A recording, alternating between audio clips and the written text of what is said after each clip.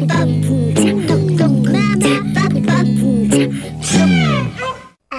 allez, une histoire.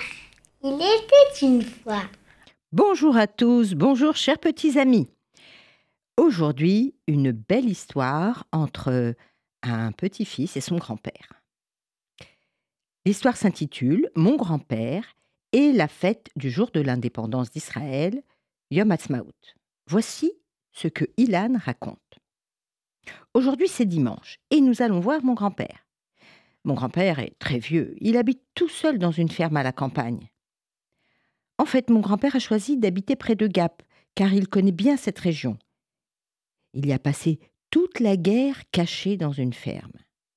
Et après la guerre de 1939-1945, il a décidé que dès qu'il le pourrait, il reviendrait vivre dans ce coin avec ces gens qui ont été généreux et qui ont caché toute sa famille en prenant de gros risques pour eux et leurs enfants.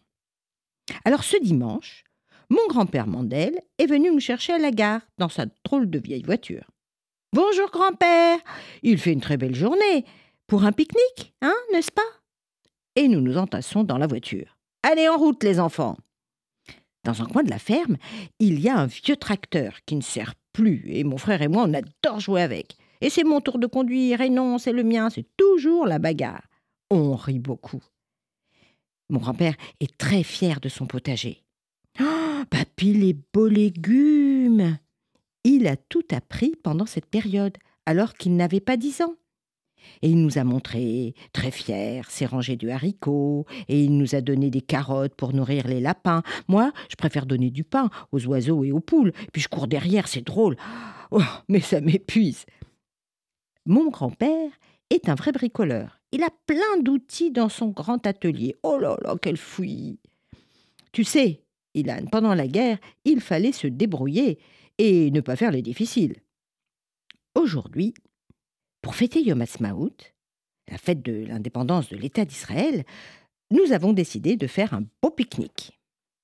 Alors nous allons faire une petite balade et ensuite nous trouverons un bel endroit pour déjeuner. Et maman a préparé du poulet froid pour mon grand-père. C'est son plat favori avec de la mayo. Et pour moi, elle n'a pas oublié les chips. Après le repas, nous jouons au football avec grand-père. Enfin, football, c'est vite dit. Nous ne devons pas le faire trop courir car il est très âgé et maman s'inquiète toujours pour lui. Mon grand-père aime la campagne. Il aurait aimé vivre en Israël dans un kibboutz avec mamie, mais elle était trop fragile. Alors il est resté dans cet endroit auquel il est si attaché. Il a tant de souvenirs. Il connaît le nom de toutes les fleurs, de tous les arbres, de tous les oiseaux. Il connaît même la cachette du cerf. « Oh là là, mais il se met à pleuvoir, dépêchons-nous de rentrer à la ferme !» Et grand-père a gardé dans son bureau tous les albums de souvenirs. Et voilà, on recommence. Il y a des photos de notre famille, celles des gens qui les ont cachées. Et puis, ce n'est pas triste parce que grand-père nous fait beaucoup rire. Il est bavard, papy Mandel. Aujourd'hui, les enfants, je vais vous raconter comment s'est déroulé le jour de la proclamation de l'indépendance d'Israël. Mais papy, tu nous le racontes tous les ans. Eh bien oui, c'est très très important de le rappeler. Oui, c'est vrai, mais bon, alors, vite fait. Très très vite fait, vous allez voir. En l'année 1897, Théodore Herzl organise le premier congrès sioniste. Il rêve et pense qu'il faut un État juif. Et ce droit d'avoir un pays fut reconnu plus tard. Plus tard, en novembre 1917. Ce qui a été appelé la déclaration Balfour. Et encore plus tard, presque 30 ans après, en 1947, il est dit aux Nations Unies qu'un État juif indépendant est possible. Bon, d'accord, je passe sur toutes les difficultés, je passe sur toutes les dates, mais retenez bien, le 14 mai 1948, il y a eu la proclamation officielle de l'établissement de l'État. Mais papy, bon, j'arrête avec les dates, le cours d'histoire, mais c'est si important pour moi et pour nous tous. Je vais aujourd'hui plutôt vous raconter ce que Golda Meir, qui faisait partie des 24 personnalités, une femme, à avoir signé cette déclaration, ce qu'elle a écrit. Écoutez bien. À exactement 4 heures de l'après-midi, la cérémonie a commencé. Ben Gurion, vêtu d'un costume foncé et d'une cravate, bon, ça ne devait pas être son habitude, hein, s'est levé et a frappé un coup sec avec un maillet. Selon le plan, ce devait être le signal pour que l'orchestre, installé dans une galerie au 2e étage, interprète la Tikva. Mais quelque chose n'a pas fonctionné et il n'y a pas eu de musique. Et spontanément, nous nous sommes tous levés et avons chanté notre hymne national. Puis Ben Gurion s'éclaircit la voix et dit lentement « Permettez-moi de vous lire la déclaration d'indépendance. » Il ne lui a fallu qu'un quart d'heure pour la lire en intégralité. Il l'a lue lentement, d'une voix très claire, qui, je m'en souviens, a légèrement augmenté quand il a atteint le 11e paragraphe. Je continue ce qu'écrit Golda Meir.